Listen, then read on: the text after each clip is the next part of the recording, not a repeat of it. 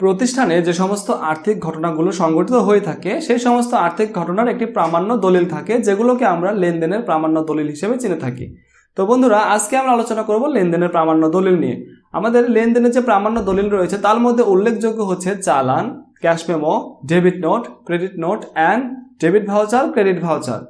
তো প্রিয় শিক্ষার্থী বন্ধুরা, চলো আমরা প্রথমে জেনে নিই চালান কি। চালান হলো আমরা প্রতিষ্ঠানের পণ্য ক্রয় বিক্রয়ের ক্ষেত্রে অর্থাৎ বাকিতে বা ধারে পণ্য ক্রয় বিক্রয়ের ক্ষেত্রে যে প্রমাণপত্র ব্যবহার করে তাকে চালান বলা হয়। চালান 3 কপি প্রস্তুত করা হয়, 1 কপি ক্রেতাকে সরবরাহ করা হয় এবং বাকি 2 কপি বিক্রেতা তার নিজের কাছে সংরক্ষণ করে। এরপরে রয়েছে ক্যাশ মেমো। ক্যাশ মেমো আমরা এখানে বুঝতে পারছি যে এখানে ক্যাশ অর্থাৎ নগদ যখন লেনদেন সংঘটিত হবে অর্থাৎ পণ্য ক্রয় এবং বিক্রয়, যখন পণ্য ক্রয় এবং বিক্রয় নগদে সংঘটিত হবে তখন আমরা প্রমাণপত্র হিসেবে ক্যাশ মেমো ব্যবহার করব।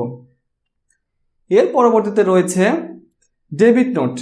প্রিয় শিক্ষার্থী বন্ধুরা, যখন ক্রেতা তার ক্রয়কৃত পণ্য বিক্রেতার নিকট ফেরত দেয়, যখন ক্রেতা তার ক্রয়কৃত পণ্য বিক্রেতার নিকট ফেরত দেয় তখন যে প্রমাণপত্র ব্যবহার করে তাকে বলা হয় ডেবিট নোট। ডেবিট নোট এই কারণে বলা হয়, আমরা যখন পণ্য ধারে বা বাকিতে ক্রয় করি তখন আমরা ক্রয় হিসাবকে ডেবিট করি এবং পাওনাদার হিসাবকে ক্রেডিট করি, কিন্তু যখন আমরা পণ্যটি ফেরত দিই তখন আমরা পাওনাদার হিসাবকে ডেবিট করি এবং ক্রয় ফেরত হিসাবকে ক্রেডিট করি।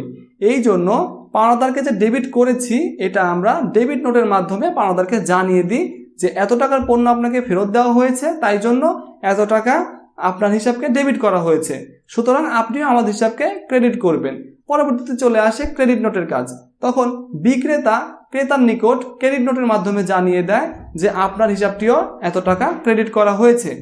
যেমন যখন আমরা ধারে পণ্য বিক্রয় করি তখন কিন্তু আমরা দেনাদার হিসাবকে ডেবিট করি এবং বিক্রয় হিসাবকে ক্রেডিট করি, কিন্তু যখন আমরা এই বিক্রিত পণ্য ফেরত পাই তখন আমরা দেনাদারের হিসাবকে ক্রেডিট করে দিই এবং বিক্রয় ফেরতকে ডেবিট করি। যেহেতু আমরা দেনাদারকে ক্রেডিট করি তাই আমরা ক্রেডিট নোটের মাধ্যমে দেনাদারকে জানিয়ে দিই যে আপনার হিসাবকে ক্রেডিট করা হয়েছে।